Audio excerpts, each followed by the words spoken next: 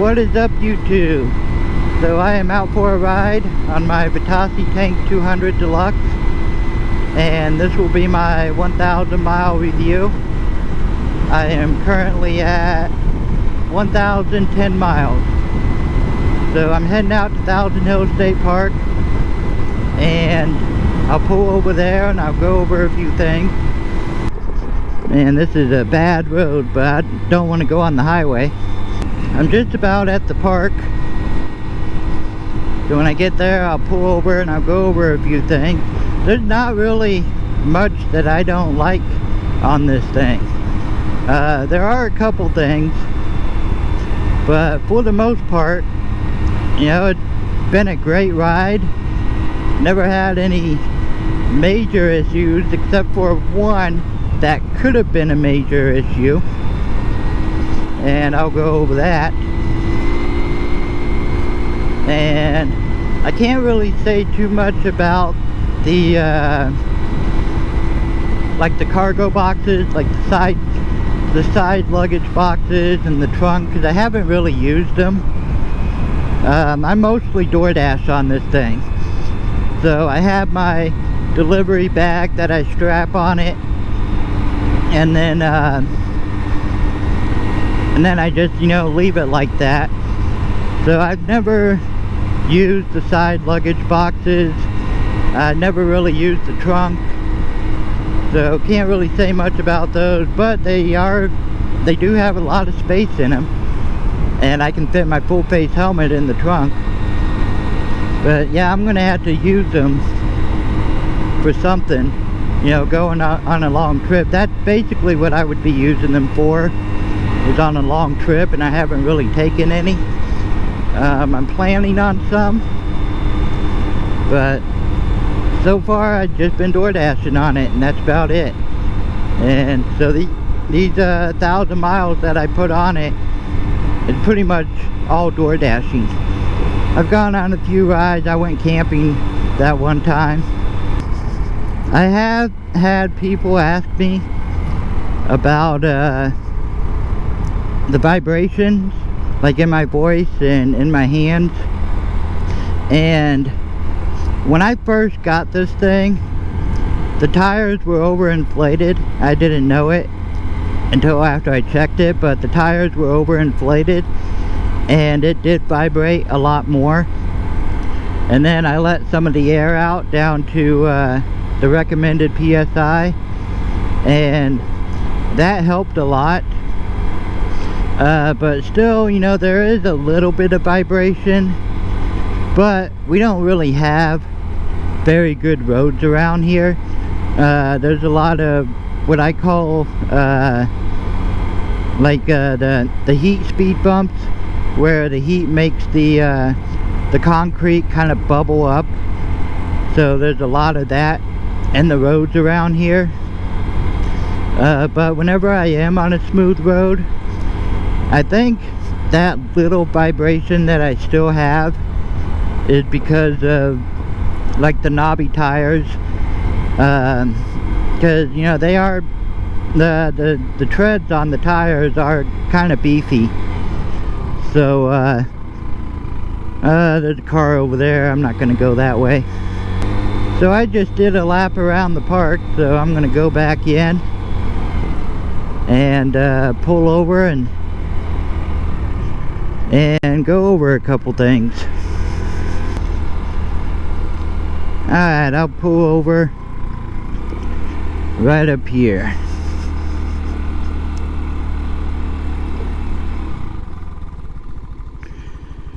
This should be a good spot. Let's talk about some of the things that I did. So right off the bat, out of these 6 bolts here, 2 of them were stripped. I had to take this front panel off to get to the speaker wire, because the first thing I wanted to do was disconnect the speaker, because 1, I don't listen to any music when I'm riding, and 2, every time you turn the switch on, it would say Bluetooth mode, really loud, and there was no way to turn that off or turn it down. So and it would do that every time you turn the switch on. So I got under here to disconnect the speaker wire, and two of these bolts, I forget which ones, but two of them were already stripped out.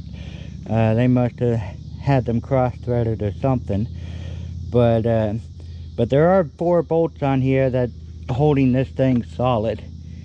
So that was the first thing that happened when I got this, was 2 of the bolts were stripped out. Also, see that white screw there and the white screw right there?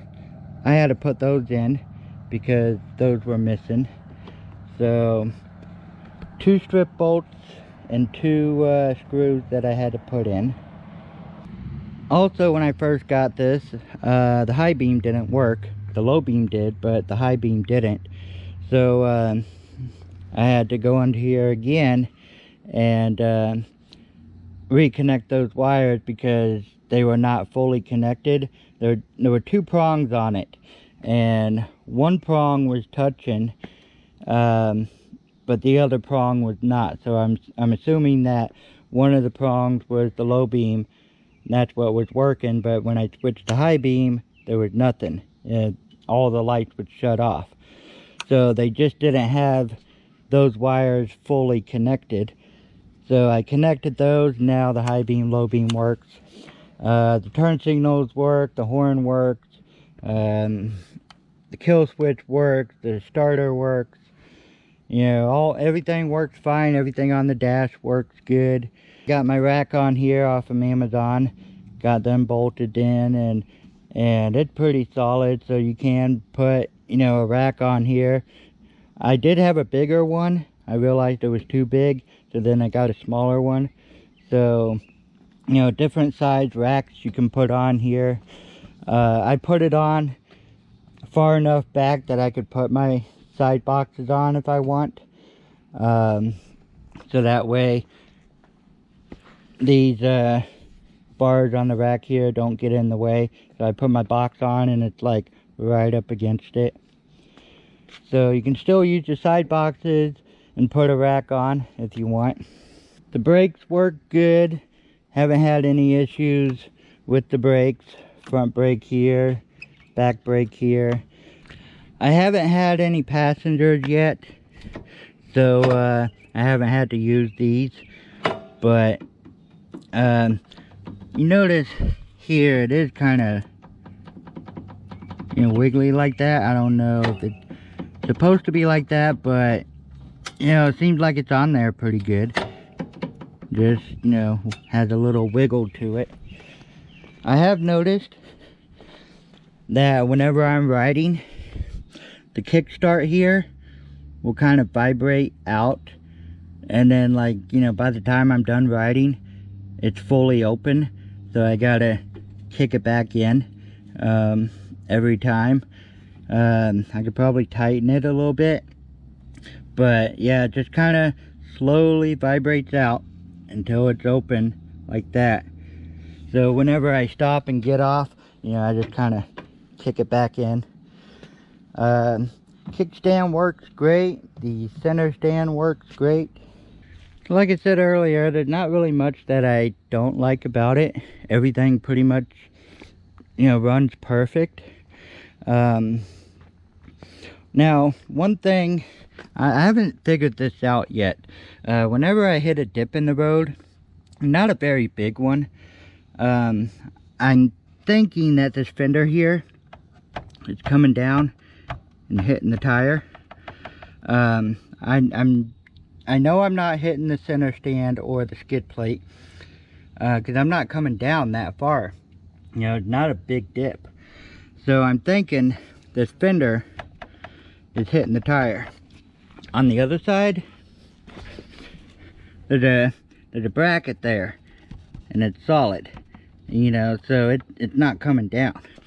It's only coming down on this side because there's no bracket on this side holding it up. So I haven't figured out the scrape issue whenever I hit a dip. So I'm wondering if that's it. I don't know. Now let's talk about the one thing that could have been a major issue, and I only knew about it because a follower of mine on TikTok has the exact same scooter, the 200 Deluxe, and she was telling me that she smelled something burning. So she got under the scooter, and she sent me a picture of it. I'll show that now. But as you can see, the where the exhaust connects to the engine, there's no nuts on it, and there's supposed to be a plastic housing around that engine, and what she was smelling was the plastic, you know, burned and melted off. Let me get under here and show you mine. So I thought, well, I better check on mine too.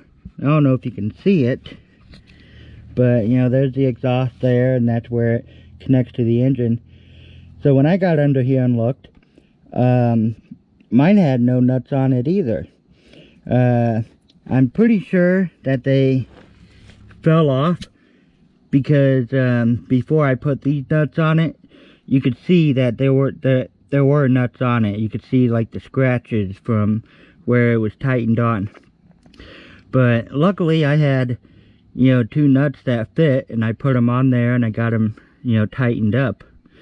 And luckily for me, none of this plastic housing burned or melted off. Hopefully you can see that, because I can't see the screen on this. But yeah, the nuts fell off from the exhaust, and had I not, you know, got that picture from my follower, you know, and saw what happened to hers, I would have never known this, and you know, mine could have done that too, melted all the plastic off. But hopefully I got that fixed now.